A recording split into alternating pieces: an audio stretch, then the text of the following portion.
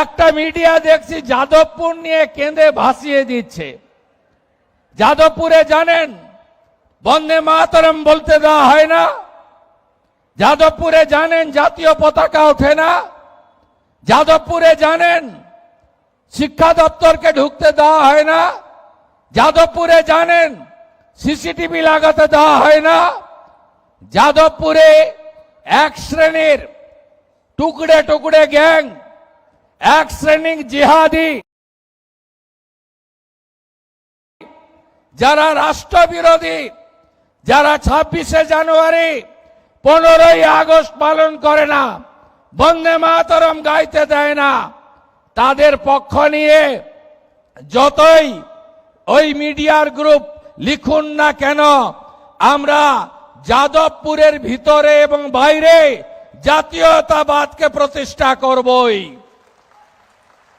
এই সরকার ডক্টর শ্যামাপ্রসাদ মুখার্জির স্বপ্ন নিয়ে এসেছে, তার স্বপ্নকে পূরণ করার জন্য এসেছে। এখানে রাষ্ট্রবাদ, এখানে ভারতীয় সংস্কৃতি, এখানে সনাতন সংস্কৃতি, এখানে বন্দে মাতরম, এখানে তেরঙ্গা জাতীয় পতাকা, এখানে জনগণ মন অধিনায়ক, এখানে ঋষি বঙ্কিমচন্দ্র, এখানে নেতাজি সুভাষ চন্দ্র বসু, এখানে রবীন্দ্রনাথ ঠাকুর, এদিকে মা কালী কালীঘাটের, ওদিকে দক্ষিণেশ্বর মন্দির, ওদিকে বাবা ধাম তারকেশ্বর ধাম। এর সঙ্গে কোনো সমঝোতা আমরা করব না। 1,45,00,000 মা বোন দিদিকে টাকা দিয়েছি, জুনে 28 লক্ষ, অত তাড়াতাড়ি তালিকা ঠিক করা যায়নি। জুলাইতে 1,19,00,000, এ মাসে 1,45,00,000। এটাও কথা দিয়ে গেলাম, যারা এই সামান্য অল্প ভাতার উপরে নির্ভর করেন বা প্রকৃত পাওয়ার হকদার, আরো যদি 20-30 লক্ষ লাগে আমি সেটা দেওয়ার ব্যবস্থা করব। কিন্তু ধমক চমক দিয়ে, রিল বানিয়ে আর মিডিয়া ট্রায়াল করে আর 20 জন লোককে রাস্তায় নামিয়ে ওই হেরে যা তৃণমূল, খণ্ড বিখণ্ড হয়ে যা, কে বলে আমি কালীঘাট, কে বলে আমি ঋতব, কে বলে গেলাম উত্তরে, কে বলে দক্ষিণে, ভাইপো আবার বিদেশে, পিসির ঘরে তালা চাবি লাগানো। আপনাদের এসব কোনো বুদ্ধি চলবে না। আর হঠাৎ করে জামানত জব্দ হওয়া পার্টি লালবাবুরা, যারা দিল্লির যন্তর মন্তর থেকে ডরিনা ক্রসিং আর যাদবপুরের ভিতরে ঢুকে যারা মরা কান্না গাইছেন, যাদবপুরকে রেখে তাদেরও কোনো সুবিধা হবে না। শুধু দেখতে থাকুন। আমি অনেক কঠোর কঠিন লড়াইয়ের মধ্য দিয়ে এই জায়গায় এসেছি। সিপিএম এর সূর্য যখন মধ্য গগনে, যখন 235 আসন, তখন আমি সিপিএম এর ছোট মুখ্যমন্ত্রী লক্ষণ শেঠকে তার বাড়িতে দাঁড়িয়ে হারিয়েছি 1,73,000 ভোটে। আবার তৃণমূলের মালিক, তিনি অপরাজেয় নাকি, আমাকে হারাতে গেলেন গঙ্গা পেরিয়ে মেদিনীপুরে, আমি তাকে হারিয়ে টাটা বাই বাই ফিরে যাও ওপারে পাঠিয়েছি। 21-এ চ্যালেঞ্জ করেছিল আমাকে যে তোকে হারাবো নন্দীগ্রামে, আর 26-এ আমি চ্যালেঞ্জ নিলাম আপনাকে হারাবো আপনার বাড়িতে দাঁড়িয়ে। 15,105 ভোটে আপনারা জিতিয়েছেন। ভবানীপুর হবে আদর্শ বিধানসভা।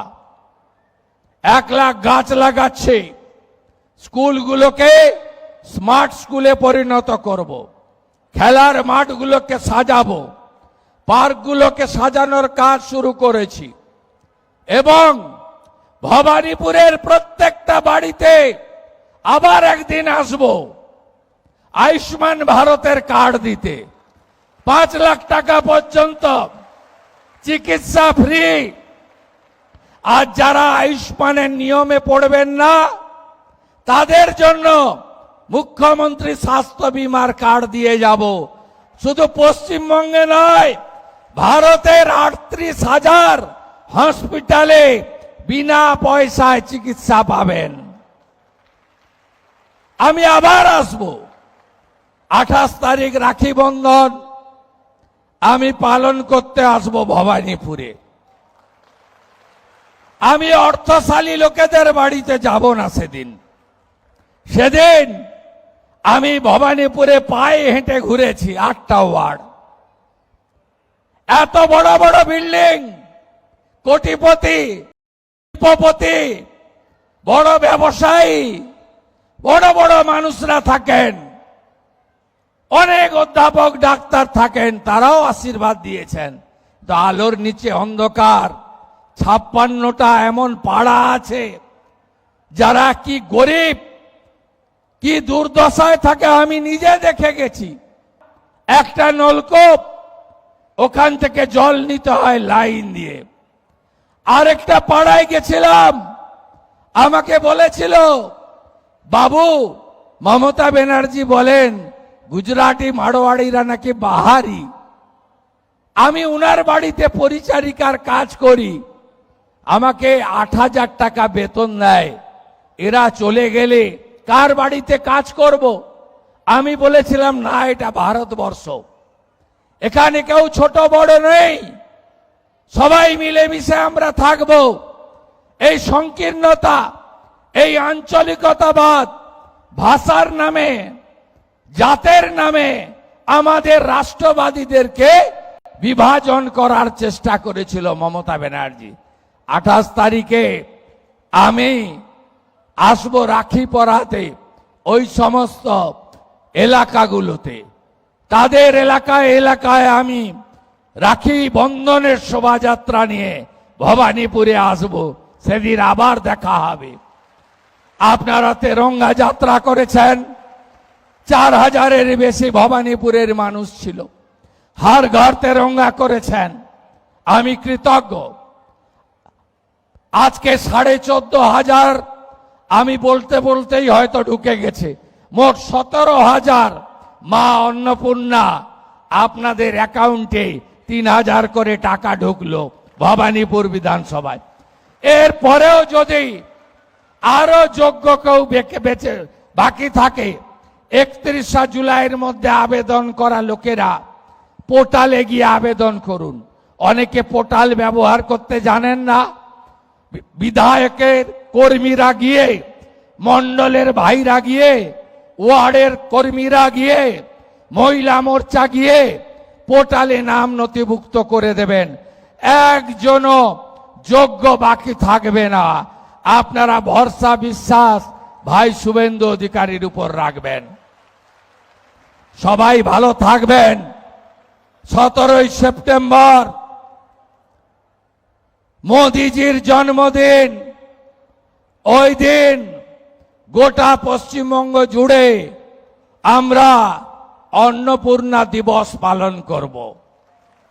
সব জেলায় জেলায় অন্নপূর্ণা প্রাপকরা জড়ো হবে। আর আমি কলকাতাতে 1 লক্ষ অন্নপূর্ণাকে নিয়ে সেদিন সভা করব এবং মোদিজির জন্মদিন পালন করব 17ই সেপ্টেম্বর। সবাই ভালো থাকবেন, সবাই একসঙ্গে থাকবেন। আর যাদবপুর নিয়ে যারা কাঁদছেন মিডিয়াতে, জেনে রাখুন,